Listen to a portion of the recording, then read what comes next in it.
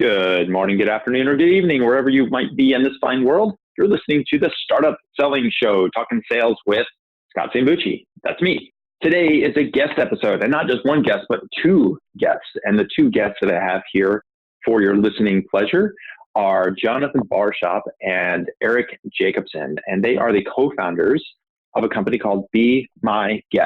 So if you go to BeMyGuest.fm, you can learn more about their company. I'll tell you a little bit about them right now. So BeMyGuest, Erik and Jonathan, these guys are pros. These guys are experts when it comes to podcasting. So a little bit meta here. We're going to talk about podcasting on a podcast. And here's specifically why I wanted to have these two guys on the show.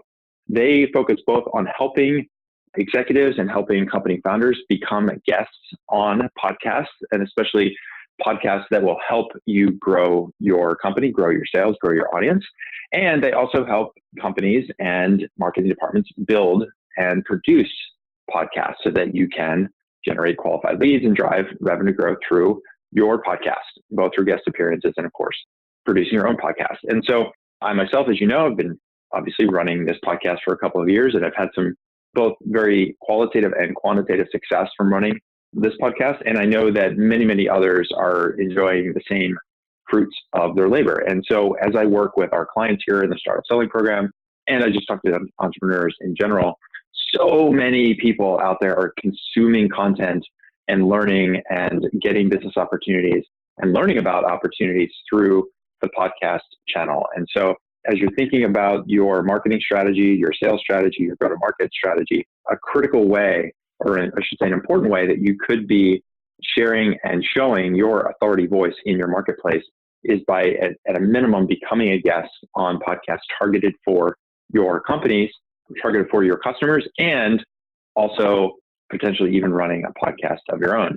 And so Jonathan and Erik are real experts at doing this. And so in the conversation I had with them today, we talked about really kind of those two sides. We talked about what it takes and how you should think about becoming a guest, and frankly, how low the bar really is for you to start your own podcast toward to be a guest on other podcasts. And then we switched over around 40 minutes into the conversation to talk about what you could do and what you need to do in order to get things up and running with your own podcast. So just give you a little preview of some of the things that we talked about.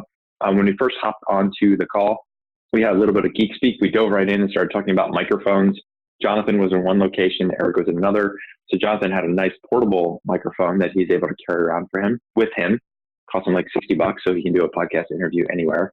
And then Erik was coming to us from his home studio where he had a much bigger contraption. And so we just started talking about geek speak before we dove into some of the strategies when it comes to podcasting. Specifically, what we did is we talked about the ways that you can approach podcasts and become a guest on the podcast, how to think about what are your, using their terminology, your hooks. What are your topics that you could be talking about, and how to leverage those podcasts as a way to share your expertise, show your authority voice, and then ultimately drive some leads over to your company. And then from there, we switched over to, hey, if you were going to run your own podcast, what are some of the things that you need to do, or what are some of the basics that you could be doing, including thinking about audio in addition to any video content you're doing and any written content. So this sort of trifecta where you have, if you're already doing blog posts, if you're already doing video, or even one of those two, then doing a podcast is actually really, really easy because you've already got the content and you've already got the ability to start reaching an audience. We talked about how to identify your guests, and a lot of times those guests can be your ideal customers. So we talked about using your lead list as a guest list, and by doing that, it can oftentimes lead to some sales conversations if you handle it professionally and appropriately. And then finally, we wrapped up and talked about some specifics about a couple examples of some other podcasts that are doing things particularly well that I think you can use and sort of steal for yourself if you're thinking about doing a podcast on your own. So very, very tactical, kind of a how-to episode, how to become a guest on a podcast and how to run your own podcast. So really, really excited to have these guys on the program because they are the best at least that I know of what they do. I know Erik and Jonathan from a couple of different ways, a couple of different channels. One, I first met Erik a couple of years ago because he presented one of our podcast guests. He pitched a woman named Mary Lou Tyler, who is the author of Predictable Prospecting and is the co-author of Predictable Revenue. And so they approached me and said, hey, Mary Lou would be great for your podcast. And that's how we had Mary Lou on this podcast a couple of years ago. That's how I got to first know Erik. And then over the last couple of years, Erik and I have stayed in touch. And then last year, just for full transparency, Erik and Jonathan have now become clients. They're part of our startup selling coaching program. So I am helping them to grow their sales and grow their company as members of that group. So everything that we talked about was all about them and the work that they're doing. There's no, we didn't talk about the program. We didn't talk about startup selling or any of that stuff. I'm bringing you these two guests because, in my opinion and in my network, these two guys are among the best at what they do. And I know that from watching them present guests to me and also watching them grow their company over the last couple of years. So just want to mention that in the interest of full transparency. So last little bit before we jump over to the conversation with Erik and Jonathan. Number one, if you are enjoying the show, I would really, really appreciate it if you could go over to wherever you're listening to this podcast. It could be on Spotify. I would say iTunes, but as of today, iTunes is going away. It's becoming Apple Podcasts. You might be listening on Stitcher. You might be listening on SoundCloud. Not quite sure. Wherever you're listening, if you would, please leave a review and let us know how we're doing and share with the rest of the folks out there why they should be listening to the Startup Selling Show. Secondly, if you would, tell a friend or 10, because viral is still the best way. You've heard me say this over and over and over. Viral is still the best way to expand the reach and the growth. And I get really excited. One of the reasons I've been spending even more time producing shows and having guests and pumping out episodes is because I get really excited when I see more people are listening, more people are subscribing, and more people are sharing what's going on out there. And so the more that the podcast grows, the better it is for us, both personally, because we get excited, we feel satisfied that we're delivering huge value. It also helps us go and find even better guests than we've had in the past, because a lot of times some guests will only join shows where they have a certain listenership. And so if we can go to those folks and say, hey, here's the data. If you hop on the show, you'll be able to reach this many people. It helps us get guests that we haven't yet been able to get on the show that we've been trying to get on the show. So you're really going to help yourself by sharing this and helping us expand the reach. So if you would do those two things, leave a review and share this with a friend or 10, I'd really, really, really appreciate it. Last thing I'll mention is that if you do want to get some sales help and you just want to get started, you've just coming across this podcast, you're just coming across me, this Scott Sambucci guy, and this company, Sales Qualia, the very best thing I would suggest you do it is download a copy of one of my books called Startup Selling, How to Sell If You Really, Really Have to and Don't Know How. And the way to do that is you go to startupselling.co, startupselling.co. If you go over there, then you'll be able to click and download a PDF version of the entire book. So it's a completely free version. It's not like free, but you have to be shipping and handling. It's actually a totally free book on PDF. So happy to email that over to you. Just go over to startupselling.co to grab your copy. And that's it. So let's get rolling and head over to my conversation that I just had with Jonathan Barshop and Erik Jacobson from BeMyGuest's.fm. I can hear you loud and clear. Can you hear me? Yeah. You've got a very fancy background there. Yeah, it's the conference room for this co-working place I've been working out of. And okay. I actually didn't even strategically put this background, but it seems to work out pretty well here. So yeah, much better than my background. I got to work on that. Yeah, how's everything going? I got to get one of those fancy Good. I got to get one of those fancy microphones too. Yeah, dude, they're cheap too. They're like $60. So, truth be told, I do have a bunch of equipment and gear sitting in my shelf over there. I've just been too lazy to set it all up. Yeah, I hear you. This is like my to-go case. That's why I have this ATR, which just plugs into the USB of my computer, and then I have this travel case that comes with it, and so okay. To carry. Well, what's around. the ATR mean? That's just the brand of this particular microphone, and as you'll see, Erik's got literally the whole he's got the whole setup there. So yeah, so I mean we're kind of geeking out a little bit on equipment before we officially dive in. So Jonathan was telling me he's got a travel case for his microphone, which is an ATR brand, and he said it's about $60. It plugs right into his USB port in the computer, and you've got the Howard Stern looking microphone there, man. What is that thing? Yeah, this one is the Shure SM7B. And it's a little more complicated because you got to get like an actual interface with it and stuff like that. But it's one of the best sounding mics you can get. The one that Jonathan has, the ATR 2100, is the one we send our clients because it sounds like pretty much almost as good as this, but it's significantly cheaper and like easier to travel with and stuff like that. And how much is the Shure microphone that you've got there, just for context? The whole setup is around like $500. Okay. So not totally breaking the bank, but one that requires some investment, and then you got to do the whole setup. Yeah, exactly. Like if you're expecting to do a bunch of podcasting, over the next like years, I mean, it's an investment that would pay off for sure. So when we go and set up clients' studios on location, like in their office, we bring this kind of stuff. And then we give them what Jonathan has for like remote interviews or when they're traveling or whatever. Yeah. Yeah. Well, let's dive in because we're here to talk about podcasting. Let's do it. Yeah, we already started talking about it because one of the questions everybody probably has on their mind is, if I'm going to do a podcast, don't I need a bunch of gear and setup, and how do I actually get going? And so, like, the whole reason I wanted to have you guys on the show is because you guys are experts when it comes to podcasting, both on the production side as well as, of course, on the promotional and distribution side of things. So maybe we could just start there. I've already done a little bit of an intro. I actually do an intro after we talk so that the folks that are now listening to the episode have a sense for what we're going to be talking about. Maybe we just kind of start from the beginning for you guys. Like, why did you guys decide to get into podcasting with Be My Guest? Because Jonathan, you were working at a helicopter company, and Erik, you were, I think, working for the Treasury Department, the Office of Comptroller at some point. And so you come from, one would consider, a non-traditional background when it comes to media and marketing and podcasting. So how do you guys get from those places to running this company, Be My Guest? Yeah, it was pretty funny, actually. Jonathan and I have actually very similar paths getting to this point, and we somehow met up with each other and decided to duplicate our efforts and join up and work on it together. But basically, for me, it was the power that podcasting brought to me personally. For my job, I traveled a ton, and I was like, oh, I've kind of heard of what a podcast, like I need something to do on my trips, like pass the time or whatever. And I just plugged in startups and iTunes. This was like 2013.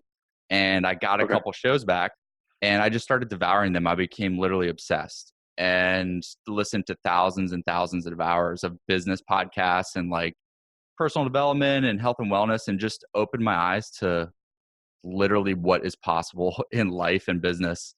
And I knew I had to be a part of podcasting some way, shape, or form, like for my career. And it took a while to kind of make that actually pan out and come to fruition. But that was my personal path. It just changed the way I think about life and business. Like personally, I knew if it impacted me that way, it had to have that power for other people too.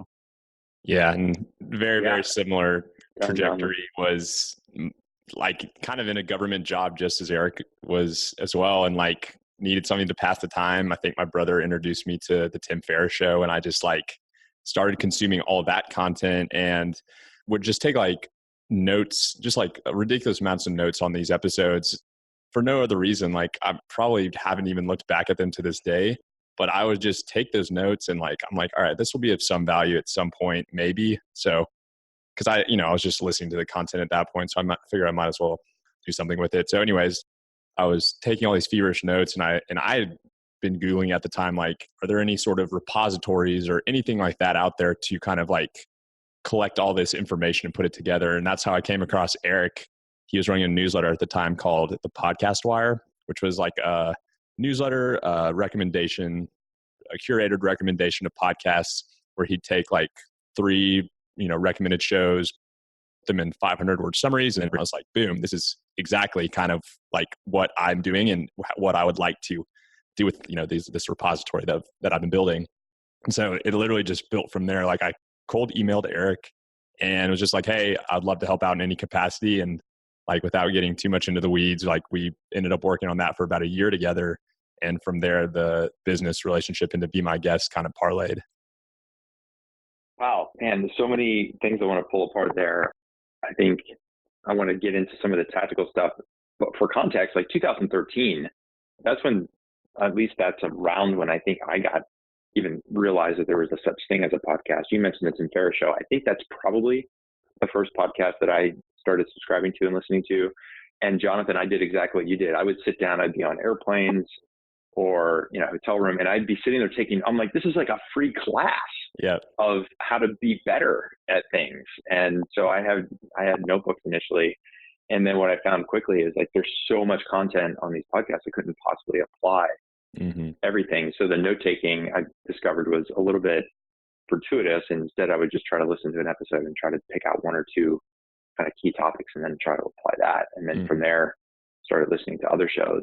So 2013, I mean, you guys have been at this a while, and this idea of starting with a newsletter, that's kind of how there's a website called Brain Pickings that Maria Popova that she runs. And that's how she started her whole website, was just doing this curated content she sent out to 5 friends. And that led to this entire business of which you guys have built your whole infrastructure. So that's pretty cool. It's like a classic startup story. Totally. Yeah. The insight was there's just so much of this amazing content locked up in the audio. And so Jonathan and I both independently came to the idea of like, we need to facilitate that and help people get that, either just to remember what they learned or to have a resource to look back on or whatever. And it literally started with no business model, nothing, just trying to build up a bit of an audience there of people who cared about it. And we just kept plugging away for years, and it morphed and evolved into what Be My Guest is today. Okay. And was that just a side project that you all were running while you were having your day jobs, and then eventually you stepped over? So for me, I actually ended up quitting my job, and I knew I was going to start something in podcasting. But what I did is I bought a 3-unit multifamily. My wife and I lived in one of the units. We rented the other 2. So I know housing payment. I had a little bit of money. To be honest, I took out my retirement money and I was like, I'm going to figure something out. And I started the newsletter just to have something to work on and connect me with some other podcasters. And that actually did lead me to be able to land some deals with big podcasters like Tim Ferriss, and just kind of figuring out the industry and where I saw holes in it. And that ultimately, Jonathan and I connected and worked on that newsletter for a bit, saw how we liked working together, which went really well. And we're like, you know what, let's do this Be My Guest thing together full time. And so he ended up leaving his job, and that's when we jumped at this full time. Yeah, Erik has the very like grown up approach of buying a multifamily, and I was just like, yeah, I'm moving back home with mom, saving some money on rent, getting some free food, so it all worked out though. That's cool that your mom lets you eat for free, because when I go home, I have to do my grocery shopping. Oh yeah. This is like, I mean, on a couple different layers. I mean, we could probably just talk to you guys about starting a company, because as you know, a lot of the people who listen to the show are startups and in that world. So the origin story, I think, is really one that most people can relate to, like starting out of the garage and working on a side project and just trying to discover what is the thing that I'm going to do, because I really enjoy solving a particular problem in the marketplace. Maybe we can spend some more time on that in a little bit. What I'd love to do is, dive a little bit more into the specific kind of tactical reasons and applications and outcomes that, a startup, that doesn't even really have much of a following. Many startups don't even have much of a list of their own. Just some of the topics that I would love to cover is like why podcasting, how to use it, how to avoid feeling intimidated from the Tim Ferrisses of the world or the Sam Harrises of the world, and being able to use podcasting in a really effective way to drive message and marketing and authority voice in the marketplace. So maybe as a segue into that, tell us, how do you describe Be My Guest? What have you done, historically as a service, and how is that continuing to grow and transition? Totally. Yeah. So Be My Guest, we describe it as a podcast PR and production agency. So think of it just like traditional PR, where someone's pitching you, on traditional media, websites, blogs, things like that. Instead of that, we are focusing entirely on podcasts. So like an author would go on a book tour or go on Oprah Winfrey's show to promote their book. We're finding the podcasts that have your exact audience, which, to the why question, that's a big reason for why your audience is listening to podcasts. Your prospects are.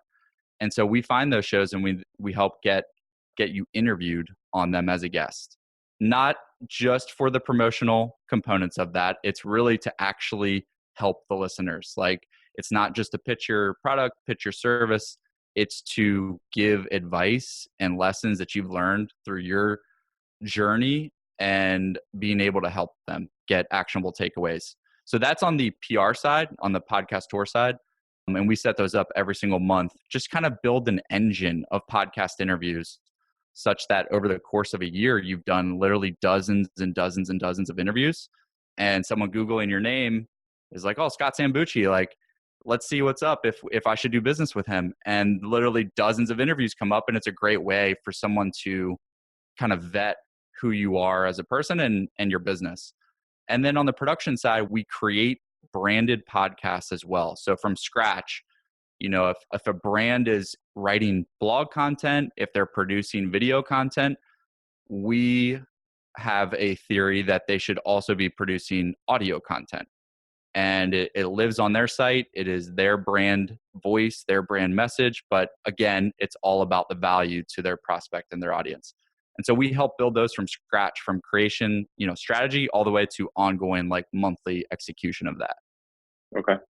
And Jonathan, your official title is co-founder, head of talent relations. So is that because you're responsible for managing the relationships and getting people on the shows? Yeah, a lot of my day-to-day is the actual kind of pitching of our clients on these shows and, handling all the kind of client management that comes with that. So yeah, I kind of do end-to-end all the sort of fulfillment of getting our clients placed on shows and kind of getting all the odds and ends, tied up and, building the relationships with the podcasters and kind of just with people in general in the industry. So as, with many startups, like, that's kind of what the job description should entail, but it's also just a ton of other stuff that comes with it as well. So, but yeah, that's kind of typically what a day-to-day is pitching clients on shows and facilitating just like everything that comes with that. So you're the face of the franchise. We don't let Erik talk to people. No, Erik's the stone cold assassin who brings in these sales, and then I'm just the one who's trying to keep the lights on, I guess. Got it. So let's get really tactical here. So, the idea of book tours, I hear that a lot with whether it's Tim Ferriss or James Altucher and any of these other guests and folks that we'll have on the podcast. Often there's a recent book or a movie or a show or something that's getting promoted. And so if I think about being a startup, like, I don't have a book. I don't have something I'm promoting other than my company. And so how could I use podcasting in this way to add value, to build authority voice? Like, what would I be sharing? How could I actually use this thing if I don't have a book to push? Absolutely. What I would think, how we think about this is, you have a product, you have a service, you have coaching, whatever your core business is, you are helping people some way, shape, or form. And hopefully you've defined your target market, your target audience, whatever that persona is. You sell to salespeople, you sell to marketers, you sell to developers, whatever it is. The beautiful thing about podcasting is there's an ecosystem of shows that all of those people listen to. And it may not be huge. Some audiences, they might only have like a dozen podcasts that are really out there producing content on an ongoing basis. Others, like marketing, sales, entrepreneurship, they have, we're talking like more than 100, some of them in the many hundreds of podcasts that are relevant and meaningful. So the opportunity is there, and it's all about how you present yourself and in the pitch. And this is what Jonathan is, our maestro at. And we have a whole process for this that he executes incredibly, but it's how you present yourself in a way to the podcaster that sparks interest on their end for promoting you, because it's not paid. Like, you don't pay the podcaster, they don't pay us. It is true earned media that it just the opportunity has to warrant itself. And what that comes down to is thinking of 5, 10, 15 topics, what we call them as hooks, that you can teach. This can be like contrarian points of view you have. Those work really well. Not that would like get you in trouble controversially, but just, your entire industry thinks one way about a topic, and you think the complete opposite way, and you can support that with your experiences or facts or data. presenting that is very appealing for someone to want to talk to you about, because it's just not the standard tried and true like methods that everybody's talking and blogging about. And then just really stories, like, we think about the hero's journey, almost like that arc of storytelling. What is yours? Nobody wants to hear about how great and easy your process was to raising $10 million and being valued at 100 million, and you're going to have a big exit and you never had a bump in the road. Because that's not true. I mean, there are truths to how that actually happened. And I'm sure there's a lot of difficulty and hardship that transpired throughout that. And that's what works well. Vulnerability during these interviews, if you can really open up and be vulnerable about some difficulties you had, but what those lessons were that you took from that and how you apply it now, those are topics that work really well. And I'd argue almost anybody running a business can come up with some of that stuff that they could talk about and provide value to listeners who they're trying to get in front of. So Jonathan, maybe you could follow-up question for you on this. So as you're building these hooks, like I knew personally, I feel pretty confident in the content I produce personally, whether it's through blog posts or books I've written and those sorts of things, videos I do. But I think even with that, I always have this sort of imposter syndrome. Like, okay, so what makes me this expert? I mean, I know I've got great clients, and I know I do great stuff here. And I think a lot of founders feel the same way. They feel really passionately about their ability to solve the problem that their product or service solves. But there's it's like going on podcasts is like going up on stage at a conference, and some people just are not comfortable with that, or they don't feel like, well, what do I have that's so valuable that other people would want to learn from? So how do you help people through that, breaking through that wall and helping them understand, like, no, your story and your perspective on the market is valuable. These are some hooks that the world deserves to hear. They need to hear. How do you manage through that? Yeah, I mean, we're fortunate that a lot of our kind of clients just have like amazing resumes to begin with and have a lot of just incredible takeaways and stories that just we're naturally able to, just even based off our research before the call, we're able to pull through Google searches and things of that nature. But in those instances where maybe like they just don't have a lot to say or don't have quite the resume, like I probably fit in this mold of not really having a huge resume to go off of, but like I have stories to tell. And like, again, I'm like, using myself as an example here, it's something that I'm kind of having to craft in real time. It's like, you don't really know what stories you're able to tell or what will be of value to the listeners until you start going out there and like getting those reps in and figuring out what resonates with people, what doesn't resonate with people, what stories they, really take heart to and stuff like that. And so I think it's just, about going out there and kind of getting those reps and like iterating one after another and figuring out like what that message is, just like you would if you wanted to become a public speaker. Like it just takes a lot of practice and same with like, stand-up comedy and all that stuff. It's just a matter of the reps and all that. And so, but so what Erik said, I think everyone really does have a story to tell. It's just a matter of, presenting it in a way that's attractive to listeners and not just rambling like I'm doing right now. So I don't know if Erik has anything to add, but I mean, I would say just as I was listening to both of you guys talk about this, I mean, we talk about this with our clients all the time. As a founder of a company, especially a tech company, you looked at the market and you said, okay, there's a problem in this market that either nobody's solving or the solutions that exist right now are just incomplete or insufficient. And so you so much believed in solving this problem that you left your day job or you started a side gig and you built up this thing and you're sacrificing every day your time and in some cases family and other things, health insurance, to go solve this problem. And so Erik mentioned about having a sort of a counter point of view, and it doesn't have to be, counter from like a political standpoint, but it's just say, look, everybody in the world has thought about this problem in this way for 50 years. Here's why we think it's different. And that in itself, like, it's just from a selling standpoint, you're not even talking about your product. You're just talking about the problem itself and how you think it should be solved. That to a listener who has that problem, I think is really educational and valuable to get outside of the normal, well, if I've got this problem, I need to buy this product or I need to solve it this way. So even if you don't have a huge resume and you haven't raised a bunch of money, because people don't actually care about that anyway. What they care about is their problem. So just talking to those problems probably gives you some expertise on which to at least build a foundation of a talk track. Is that the right way to think about it?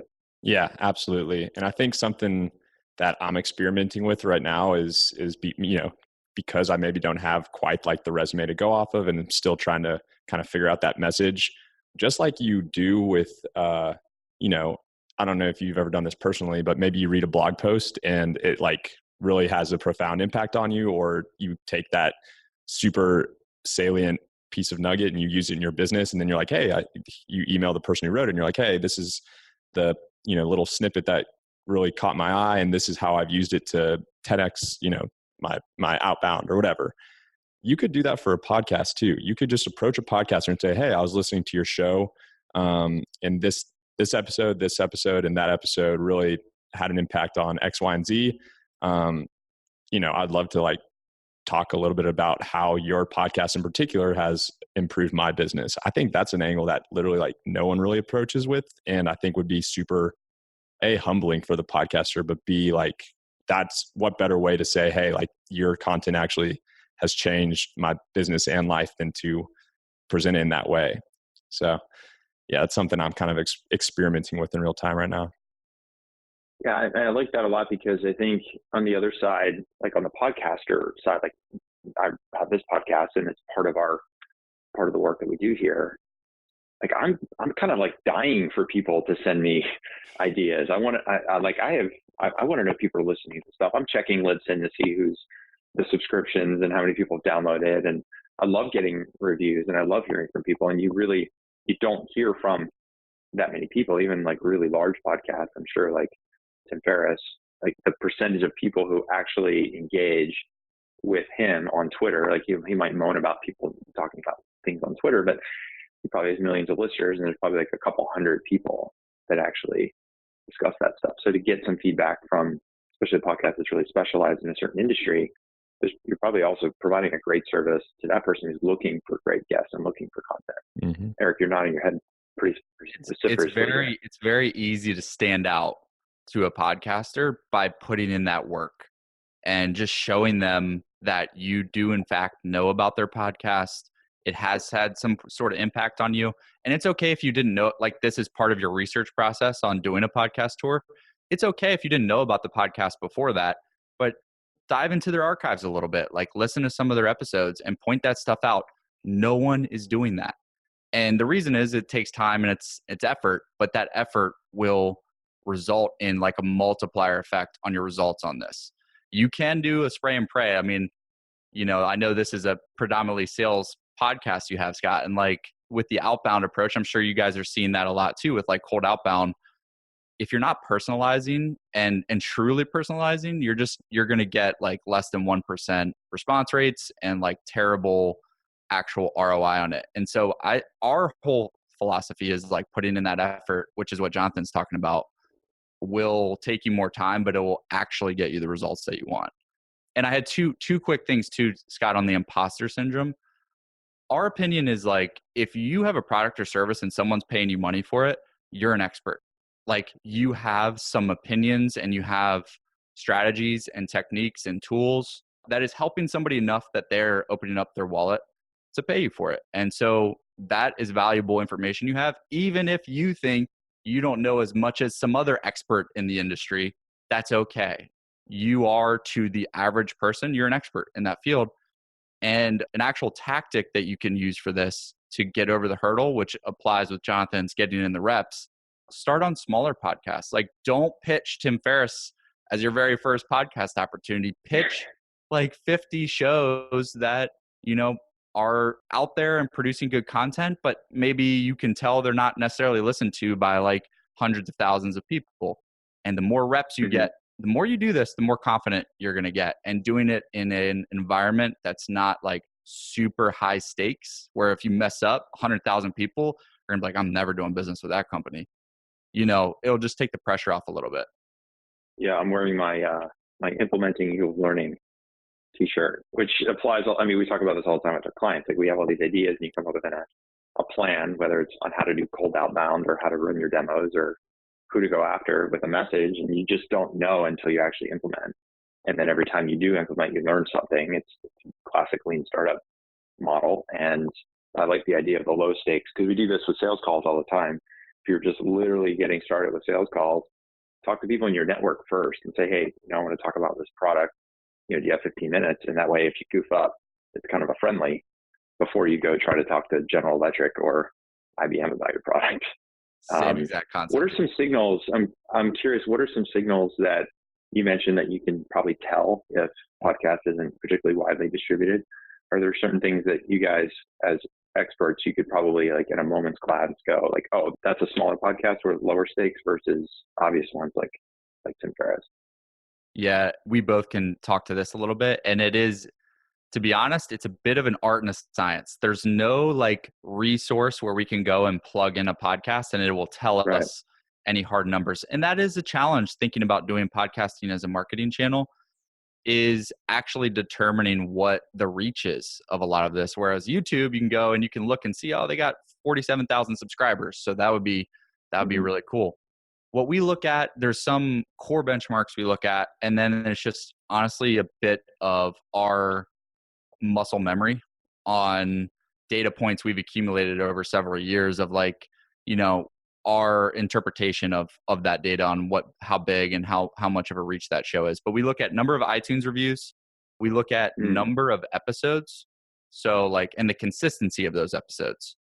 Because with podcasting, you're going to build an audience, not like a rocket ship, but if you've been doing it for 6 months, a year plus, and you're doing it consistently, that's a really strong signal to us that you're putting in the work, and that likely will be having some payout for you on the audience size. We look at website traffic when we think that's meaningful, but it is hard. I mean, sometimes it's not one-to-one. If you're getting a site that's getting a lot of website traffic, it doesn't necessarily mean that their podcast is the same. We'll look at email subscribers, social media. If we can get that data for email subscribers, sometimes we can, sometimes we can't. Social media, you have to look at, are these real followers on Twitter and Instagram, or are they like bots that someone paid, and look at the engagement of all of that. And so we just take everything we can publicly available and try to mesh that up into a pot and put the podcast in a bucket of, we think this is small, medium, or large based on that. But Jonathan might have some other factors too. This is a big part of our job, is like identifying the right shows to go after. Yeah. The only thing maybe to add is gaming the podcast charts is pretty prevalent. And so there's sometimes you'll see a show that's like ranked in the top 50 and you're like, how the hell is this up there? It's been ranked in the top 50, like right in the exact same spot for the last 3 weeks. And then you'll check like a week later and it'll be, it'll fall off the face of the earth and then come back in the top 50 or whatever. And so there's people that are gaming the charts, and that's just like buying a group of people over, overseas to maybe just click farm and get you a bunch of downloads and stuff like that.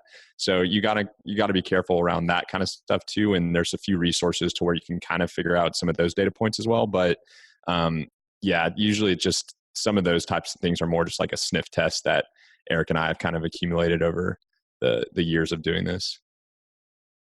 Yeah, I'm writing down some of the signals that Erik just mentioned, and I kind of feel like maybe it's not like one piece of all of this that would make sense, but like as a story, you sort of like, okay, they only have 3 reviews on iTunes and they only have 20 episodes and they've been sort of pretty haphazard. And I go to their LinkedIn profile or YouTube channel and there's like 42 subscribers and they have fewer than 500 connections. Like, okay, this one's probably pretty small. Mm-hmm. And then on the other side, you can sort of get a sense, even just looking at the website itself, and getting a feel, like you sort of get that branding feel, I think, pretty quickly, and like who's got a deep domain of people versus who's pretty shallow. Absolutely. So what's I want to ask like 1 or 2 more questions about being a guest on a podcast, and then I want to transition over to what would I do if I want to host my podcast, for my own company. So I get on these shows and I manage to hop on. How do I make sure that I'm using that platform the most effective way, in that I'm establishing credibility, I'm establishing my authority voice, and I also like it's time, right? So if I'm a founder and I'm doing even just one podcast episode per week, and that podcast episode is say 45 minutes, 30, 60 minutes, let's call it. But I also want to prep and I do research. Like call it 2 hours of time over 50 weeks. It's 100 hours. It's a lot of hours. So I want to make sure if I could be investing that time making sales calls or doing marketing stuff or going to a conference. How do I make sure that I'm using this opportunity effectively so that if I do, an episode a week on different platforms, I'm actually getting some ROI on it? Absolutely. There's a couple ways to think about that. One is how you're optimizing your time and your schedule doing them. So your time and your schedule for pitching and your time and your schedule for recording. And then there's also on the other side is what's your call to actions going to be during the interviews. Meshing all of that up together can really just help you do this with the least amount of time, like the optimal amount of time, and then get you the biggest return for it. A couple ways you can approach scheduling these. You are going to work with the podcaster schedule. Sometimes podcasters only record on Tuesdays. So if you say, well, I only want to record on Fridays, you're never going to get interviewed on that show. Like you just have to mold to their schedule a little bit. So one thing I do recommend sometimes is have a recording week of a month. So do 1 week a month and just say, I'm going to throw in every single interview for the month in this 1 week. And you should be able to do that to the best of your ability. And then the rest of the 3 weeks, you can be heads down, focused on product sales and everything else. I used to say, try to batch record on a certain day. But like I said, it just doesn't work with the podcaster schedules a lot. So that's a good thing you can do on scheduling. On the call to action, in an ideal world, your hooks and your conversation that you have pitched the podcaster that you're going to be talking about is related to what you do. It's not so obvious that it's like an ad that you would literally just be, pitching your product on, but it's not so left field that your call to action is going to have nothing to do with what you talked about that entire interview. And so meshing those together a little bit, for us, we pitch ourselves as being able to talk about podcasting, and we run a podcast PR and production agency. So at the end of the interview, for our call to action, it's kind of a natural transition into what we actually do, but also the value and the conversation we had during the interview. I'd also really recommend a couple options on how you do your call to action. I'd advise against dropping like more than 2 call to actions during the interview. Some people get to the end of the interview and they say, go to my website, but also check out my LinkedIn. And I did this really great blog post on this site and Twitter and Instagram. Right. And it's like people are running, they're at the gym, they're driving, like they can't remember all of this. So if you reinforce only 1 or 2, it's stickier in their mind. Okay. On the landing page, you can do 2 things that I think are pretty effective. One is the easier option is set up a landing page that you drive all podcast traffic to. So you can capture the data there. You can speak to them different, like, hey, thanks you heard my interview, and just kind of set up your conversion based on knowing that they're going to come from a podcast. You won't necessarily know what podcast they came from if you did that. So the other option to get a little bit more granular is to set up, BeMyGuest's.fm/startup selling. And then I know anybody who came from this interview will go to that landing page. You can track that a little bit better, but that's how I would think about kind of the call to action. You can also send people to your homepage. It's really how you want to do it. It is surprising, the data on how many people listen to these interviews and will get a coupon code or a discount code. I've talked to brands that have spent millions on podcast ads, and they say it's shocking how many people do not use the codes and they just go straight to the homepage. They heard you on the podcast, but for some reason they're just like, they don't care about the 10% off and they're just going to the homepage. And so it's harder for you to track. Interesting. Anything to add on that, Jonathan? Yeah, I think having literally just 1, maybe 2 call to actions is 100% the key. And like in an ideal world, the best way to kind of frame that is like, hopefully you have the same handle across all your social medias and stuff like that. So like the best kind of call to actions I hear are when, it's a it's a whatever influencer or brand saying like, yeah, you can find us at Be My Guest on all platforms. And then if you want this particular freebie, you can download it at our website. It'll pop right up. Check us out there.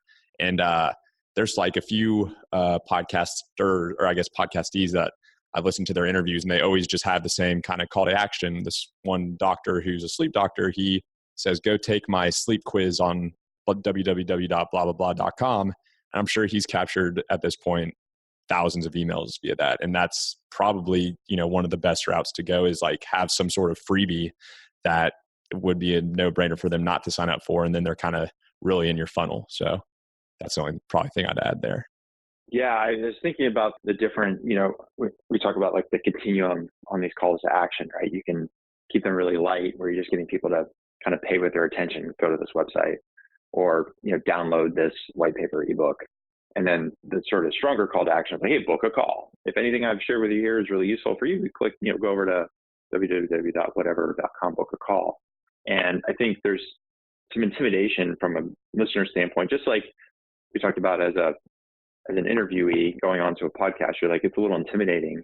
If you're really positioning yourself as an authority voice, even if the person is interested in talking with you, they might feel like you're just too busy for them, or it's too big of a jump. Like, why would that person want to talk to me? Which sounds weird because that's why you're on the podcast in the first place. But I've done this, I've experimented with this on this podcast where I've given out my phone number. I said, send me a text. And I've had like maybe 3 people ever send me a text. And I don't know why, maybe not enough people are listening. I'm not sure.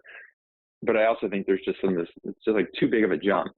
So this idea of a freebie, like a quiz or an assessment or something like that, which aligns with, I'm thinking about podcasts I've listened to that aligns with the content where you can say like, hey, if you're keen to see if any of these principles I've just shared with you apply to your business or apply to you, go to whatever.freequiz.com and then you can take a personal assessment. And that's a way to get some lead gen in a less strong call to action, so to speak.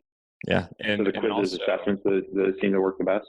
Sorry, I think so. I don't have hard data to base off of, but in general, just, a few conversations I've had with some people who have kind of like those types of followings and I'm blanking on her, Amy Porterfield. She's got a super awesome podcast and has, I want to say every episode has some sort of freebie. And I know she's built just a massive following through that route. But yeah, like having any sort of freebie, someone like me, I'm just kind of, again, using myself as an example, like it would probably make sense. I don't have like a whole lot of assets, but if I put together a PDF of my 10 favorite productivity apps, and then I just drop that at the end of the episode, I'm sure that would convert way better than me just saying, hey, go to my LinkedIn here. And then like, check out my website here. Again, like maybe if you have one fluid like handle across all social, then it might be a little bit more seamless. But I think, yeah, the freebie and like maybe one pointing to one social media outlet would be best. And the freebie doesn't have to be long. Like I actually think shorter performs better. So if you say I have a one pager, but it's like tactical and like it relates to what you talked about, that to me I think performs better and is more appealing than what we think as creators. Oh, I'm going to create this 200-page ebook and like people are going to love it. And there's just so much content out there now where like the hurdle to download and actually consume that, you want people to consume it. 200-page ebook, I'm going to put in my ebook folder and probably never get to. And so shorter, I just want to mention on that real quick on the freebie, you don't have to spend like a ton of time. Just take a couple pieces of info that's very valuable and put it in 1 or 2 page or 3-page little ebook. Yeah, checklists work really well, I've seen, or guides or diagnostics, whatever that is. 10 tips for this. I think people are, like you said, it's easier to consume. Cool. So if we were to transition over and talk about, because I get this question sometimes from startups themselves, like, okay, should I use podcast? Is that effective use of my time and marketing budget, even if the equipment isn't that much and the startup costs are actually pretty low? How could I or how should I use a podcast for my audience? Is that something I should do? Is there a certain point where I should do it and only be a guest first? Like how do you talk people through whether or not they should set up their own and produce their own versus just being a guest? Yeah, absolutely. So the way we think about this is just from a marketing standpoint. Like I mentioned earlier, you can do written, audio, or video. And the way to think through, and I can describe like how to think through whether audio might be the right play for you. But if you're doing written and video, I can almost be assured that you should also be doing audio. And so for audio, the way to think about like, is this a no-brainer for me to do? Is one, are you doing outbound sales? So like if you're doing any outbound sales, I think that starting a podcast is one of the most effective things you could possibly do. And this is probably in the case where your average lifetime value of your customer, your clients is on the higher end. So like, a SaaS app that's like $10 a month and like that's the only pricing plan that they have might be a little different. And they're probably not doing outbound sales either. So it makes sense. But what you can do is create a podcast that is built specifically to help your ideal customer. So if you are selling into HR, create a podcast. You're a SaaS company or you're a agency or whatever the case may be, and you may want to talk about like startups and entrepreneurship and whatever. But I would advise to start an HR focused podcast and build content around helping the HR people that you're selling to. At the same time, take your lead list and start inviting them on your show as a guest. So if they're, interesting, the VP of HR at some, Fortune 1000 company, and you've been trying to break into that company, you can't break through, you're sending all the cool cold emails, people are much more receptive to getting featured and talking about themselves. People love talking about themselves. And so your open rate and your close rate on a podcast guest outreach is going to be significantly higher than your open and close rate on a cold email. This is not just a trick though. Like we don't believe in like just tricking people to just come on and like, oh, now I know you. And like, let's start a sales conversation. It's genuine. Like if they're a company you're looking to do business with, it's likely because they're doing something cool in the world and they would have some great things to share on your show. So you're killing two birds with one stone. You're creating content that helps other HR professionals in this example, do their jobs and hear from somebody who's doing really cool things in a cool way. And at the same time, you are building a warm, direct relationship with your actual buyer and not in like a vague sense. Like you actually have their email, you actually talk to them for an hour and see where that can go from there. That is a very effective model that we have seen and helped implement. So I'm curious about the transition from podcast guest to sales conversation. Is it because you want it to be genuine and not a bait and switch mechanism? Is it just a matter of, hey, thanks for being on the podcast, and then letting them decide to initiate? Or are there kind of best practices to introduce, like, oh, by the way, we have this product. Would you be interested in learning more? I'm kind of figuring out like what's the right way to ask to get from podcast interviewee to potential lead. The same way we think about pitching and everything that Jonathan and I do is give like way more than you ask or that you actually pitch or anything like that. So the entire process of your outreach to them, to the interview and the post interview, is giving them indicators on what type of person you are, and people can feel if you have ulterior motives. So you actually need to be genuine in your process with them. Give them a really great experience. It's surprising, Jonathan and I can tell you stories of like how bad a lot of processes are, like to the point of day of interview recordings. Our clients have no idea where the interview is actually going to take place and things like that. So just making the process smooth. And then it really depends on your personality, like how you want to move that into a sales conversation. I will say a lot of times the guest you've had a great relationship, great touch points, great conversation. And they'll say, Scott, what is this you do again? Like what sales qualia? I saw that on the email and like stuff like that. They'll start asking you about your company and can kind of move if you've done a good job of connecting with them. But you can also lead into like a really light touch way, which we've seen as well and put together of like, hey, your interview's live. Thanks so much. And if you ever want to chat about something, I actually was looking at a page on your site and I had a couple ideas. You can just kind of move into it in a natural way versus like a hard pitch or a hard sell or a bait and Right. switch. Yeah. It's not like, okay, I had you on the podcast. Now you owe me a demo. I would wait also till you publish it. If you are going to do some sort of light touch ask with them, I would not do it until you've actually delivered on the thing that was the entire purpose for you guys connecting, which was the interview going live, them getting promotion, and them being able to share with their friends and family. Like, hey, cool. HR professionals, I can assure you, are almost never invited on podcasts. So like they're gonna think it's really cool for the most part and probably share it with their family.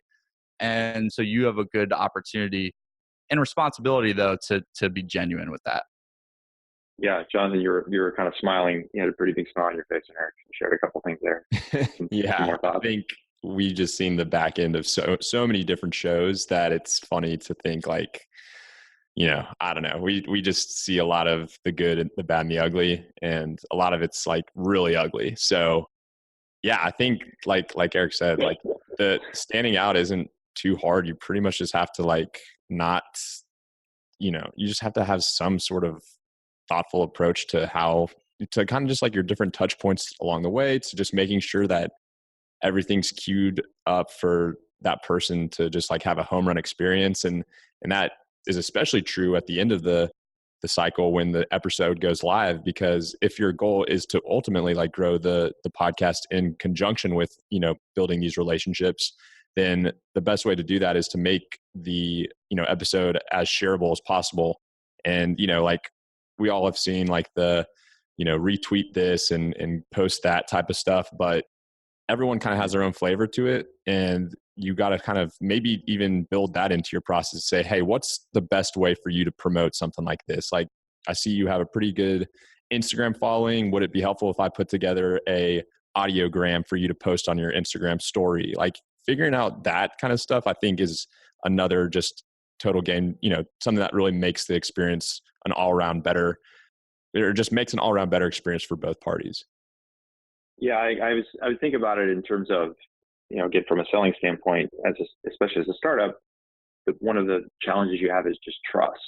Like, how do I know that you as a startup, even though your product looks great and you guys sound like you have a great story and you're well funded, how do I really know that you're going to be able to deliver for me? And so using the podcast as a surrogate for what would an experience be like if I was going to work with this person, that whole end to end, from how you initially outreach to them to get them on the podcast, to getting them ready for the podcast, running the interview, wrapping it up, able to promote it. One of the things we do is we send gifts to some of our guests. Not always, we're still working on how to do that in a systematic way, but it's sort of that whole end-to-end experience. It's like, wow, that was a really great experience. And a lot of times I think most executives are struggling to find talent and people around them that are going to help them be better. And if you can just show them like, hey, this is something we did for free. Imagine if you paid us, what kind of experience you would have. I think that really validates how serious you are as a business person, as an owner, as somebody running a company. So I love that. I love the attention. It's almost like the podcast interview is just a subset of all of the stuff that goes into the production and the experience. And so if I say, okay, I want to spin up a podcast, I can contact my lead list. I'm going to do some nice outbound. I'm going to put together this elegant experience. What are a couple of, let's say, like, what are 3 tips that you would give to somebody on how to run an actual episode? Like, how long should it be? What kind of questions should you ask? What kind of content should be delivered so that it is interesting, it's useful, both for the listening audience as well as a great experience for the guests? What are some frameworks that somebody might use to say, okay, I'm going to take a crack at this and do 10 episodes, and I'm going to follow this framework to do my first 10. And I actually think that's a great approach too, to not think, oh, I'm starting a podcast, so I have to do it for the next 5 years. Like, then people just never take action. So even just thinking about, like, I'm going to do a season. I'm going to do a season 1, 10 episodes. If season 1 goes well, we'll bring back season 2. And I think that's a really low hurdle way to think about it. So I love that. But yeah, and thinking about how long the episode should be, questions, like how you should run it. there's no right answer. We've seen everything you could possibly see on how the structure is. I would say the episode should be as long as you actually think that they need to be. So if you have an hour worth of content that you're getting from the episodes, and you do a couple of dry runs and you're like, these conversations went so good, like this hour was very meaningful from start to finish, I would publish the entire hour. But if some parts are dry, or like, one question you asked and get an actual tactic or strategy behind it or insight, you can either chop it or you can keep it in and just know like you might get some drop off at that point. But there's all these things where it's like, you read a marketing blog post and it's like, only post to Twitter at 2 p.m. because that's the most optimal time. Like there's no optimal times for any of this stuff. Like people will say, 30-minute podcast max because that's the average commute. But if you look at the data, more people are listening to podcasts. A ton are listening during their commutes, but more are listening at home when they're cleaning, when they're doing the yard, when they're, washing their dishes. So the 30-minute thing is completely irrelevant. Like there's 2-hour-long podcast interviews that people listen to. So I wouldn't be too worried about that. But from the content and the questions itself standpoint, one way you can think about this, honestly, which I think is a unique approach, is you can ask set questions that you ask every guest, which I would not do. Some people do that, but it's a little too obvious and repetitive, I think, for it to be well received. Then you can do the conversational style, which is fantastic. And that's what podcast bread and butter is. But one I would also think about is let's go back to the HR example. If you're going to reach out to an HR executive, invite them on the podcast. They've likely never done an interview before. And maybe you don't even really know what to talk to them about because they haven't written a lot of content. They're an executive at a company. They don't have a lot of content online.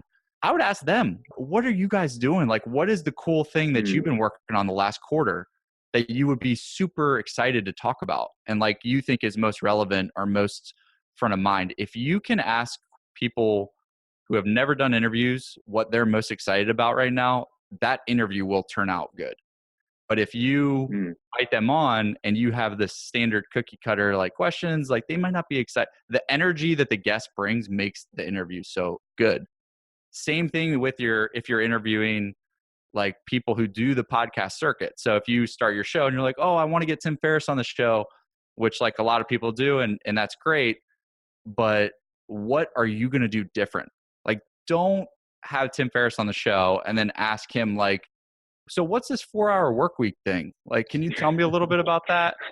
Like, please don't do that. Like, just find something, listen to 50 of his interviews and find the questions that he's never been asked. He will light up and he will give you amazing answers that he wasn't expecting. And it'll be a memorable experience because of that.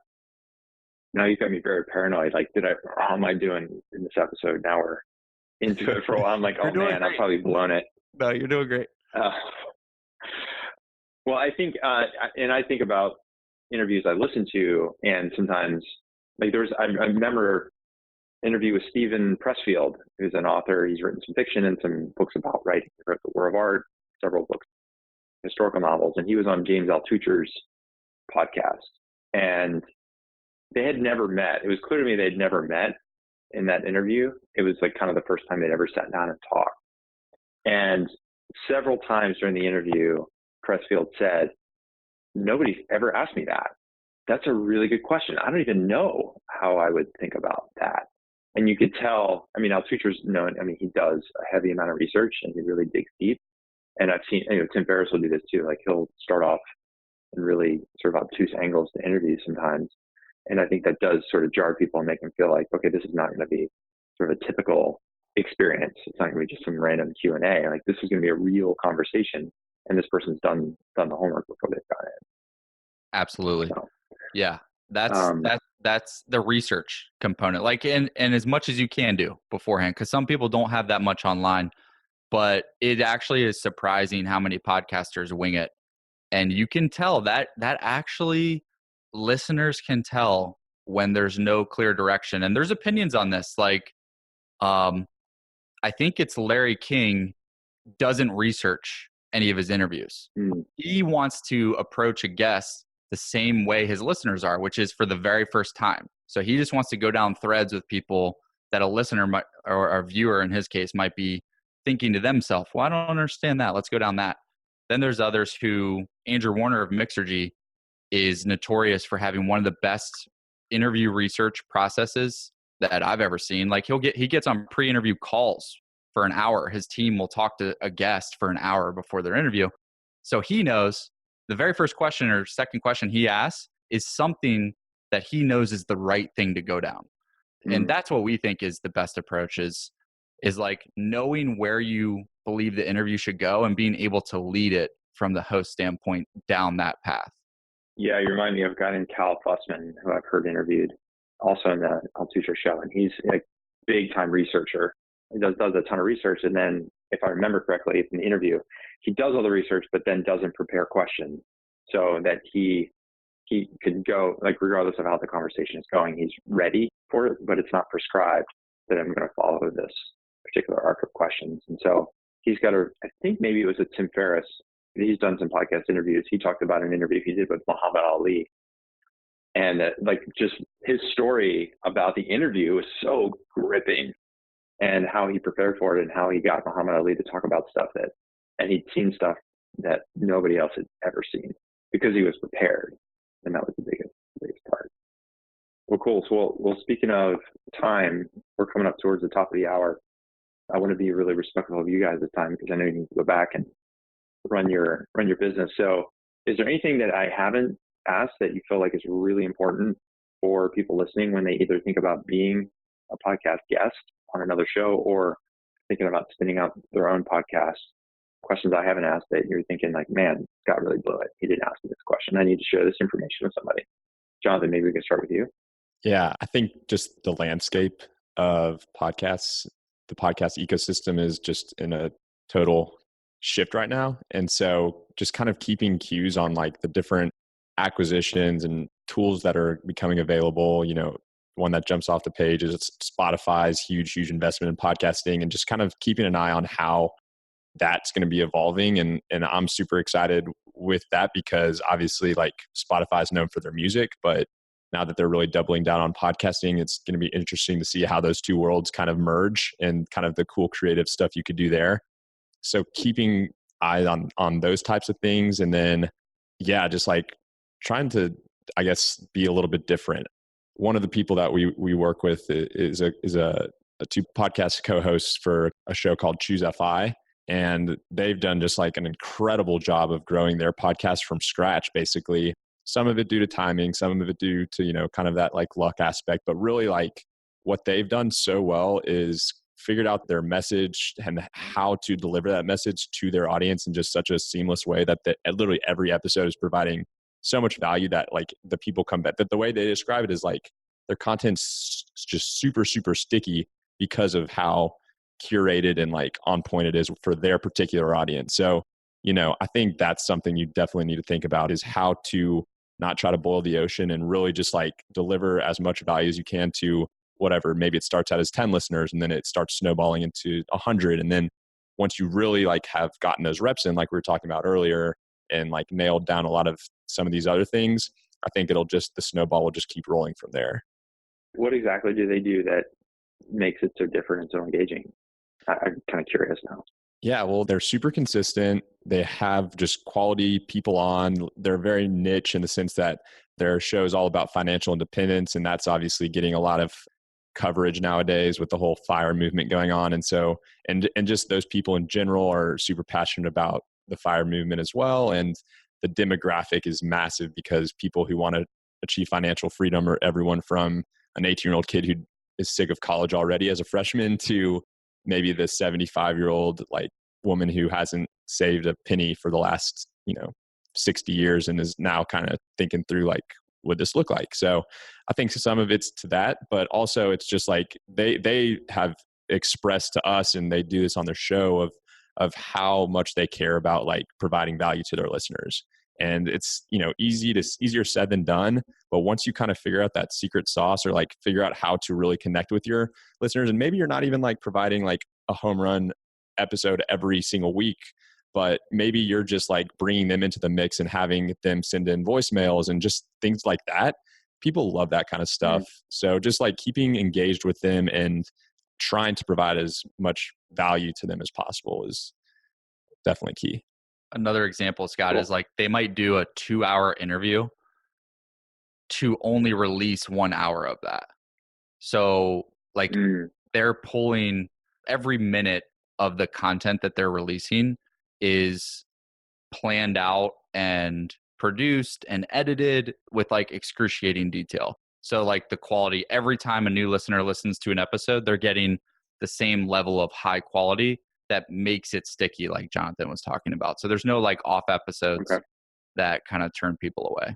And it does take a lot of time, but I mean, ultimately, like you can figure out a way to do it and systematize things to where maybe, you know, you have your recorded interview episode that goes out every Monday. And then this is kind of their structure. It was like, you know, their recorded interview episode goes out every Monday. And then they have like a community, you know, feedback Friday type thing where they field a few answers from their audience. And so you can systematize it in a way that doesn't take it to that degree of like every episode is really, if I want it to be an absolute home run, I'm gonna have to spend an hour editing and like structuring and researching and all that stuff. You can figure out some structures to where you don't have to spend that much time, but ultimately at the end of the day, it's like what you put in is what you're going to get out of it. And so you have to kind of figure out what that threshold is. Yeah. I mean, I listened to some show like Reid Hoffman has a Masters of Scale, and you can tell that's highly produced and lots of, you know, cuts and music and segues and all that stuff. And I know that obviously takes probably a full staff of people. One of the things that after just doing 2 or 3 of our first episodes, I was doing my own post-production editing and trying to clean things up. And I was like, all right, this sucks. I don't want to do it, first of all. And second of all, maybe if I just do a good enough job of getting into conversation, then it's just one long file. And so I found somebody on Upwork that's been doing production, but it's not much. We just wrap up this audio file, send it over to him. He just puts in the intro segment that I'll record. And then sometimes we do like what we call commercial, which talks about the company or on our call to action. And that's it. I mean, each episode costs me like $30 to produce because he's in the Philippines, and then he takes it and uploads it into Libsyn, and then it gets syndicated out to iTunes. Well, not iTunes anymore because that's going away. I don't know if you guys saw that announcement. Yep. Yeah. But then it gets syndicated out, and then voila, poof, it's done. So my job is to just record, and then it gets shoveled over to him. And then we have our team that does some of the post-production blog posts and stuff about the episode, which then gets distributed as part of our marketing channel. But it's I'm sure there's 100 things I'd love to do better. But for me, in terms of the cost benefit, I'm like, this is good enough for now. And even if we don't have 1 million listeners, that's fine, because I can even use episodes as part of my sales process. You know, people that are already in our sales pipeline. I go, oh, hey, you know, I remember in that call we did last week that you talked about like, oh, lead gen was really tough, or cold emailing was really hard. You know, you should totally check out this episode that I interviewed Damian Thompson on, because there's some really good tips there. And now it just actually becomes a sales tool. I'm just sending to one person, which to me justifies a lot of the cost, even if we don't have, 100 leads coming in every week because of the podcast. Exactly. Yep. On the inbound or those that you're already in conversation with. Absolutely. Yeah. So, Erik, how about for you? What is something I didn't ask, or something that folks should think about when it comes to podcasting that we haven't talked about? Yeah. Parlaying a little bit on what Jonathan was saying about keeping tabs on what's going on. Our assertion is that podcasting is still just getting started. So it's like 2019, it's going to be 2020 before we know it. Podcasting started in like the early 2000s. So it's weird to say that. It's weird to say something that's been around for 15 years is just getting started. But all of the trends and all of the data is pointing to we are in the first quarter of this. And why that's important is so it's not too late for you to start. You're not behind the 8 ball. There's not too many podcasts already out there. Yours won't get lost in the sea. More and more podcasts are starting, but significantly more and more people are starting to listen to them. So the audience is growing at the same time as the podcasts are. And just like Choose FI, Jonathan's example, now's the best time to start because you can stake your claim. I'll keep going to the HR example. I promise you in 5 years, there's going to be way more podcasts servicing that market than there are right now. So you have an opportunity to build up this backlog and build up the audience as like the go-to podcast in that industry right now. And even if you're in an industry that's a little saturated, maybe from a quantity standpoint, there's still so many people that are coming online to start listening to these that it's not a concern. And there's going to be double, triple, quadruple the number of podcasts in that industry in a few years. So our whole thing is now is the best time to start, get ahead of the wave, and don't be intimidated by, the fact that there seems like there's a lot of podcasts out there, or how can you ROI it immediately. Over the long term, you'll be happy that you did it is really our thesis. Cool. Love that. So if somebody's listening wants to get some more help from you guys, let's do the call to action. Where should they go to download the free checklist in order to get some help and get things rolling? Yeah, so we're not eating our dog food on this one, but for us, it really is just go to BeMyGuest's.fm. Check out our site. If you want to contact us and talk about podcasting in general, not even just like, hey, can we do business with you? I love talking about podcasting. I mean, that might have came out a little bit during this interview, but if we can just be helpful, helping you think through like what strategy in particular, how you could use it, I'd love to talk. Jonathan would love to talk. So we're at BeMyGuest.fm and you can hit us up there. Cool.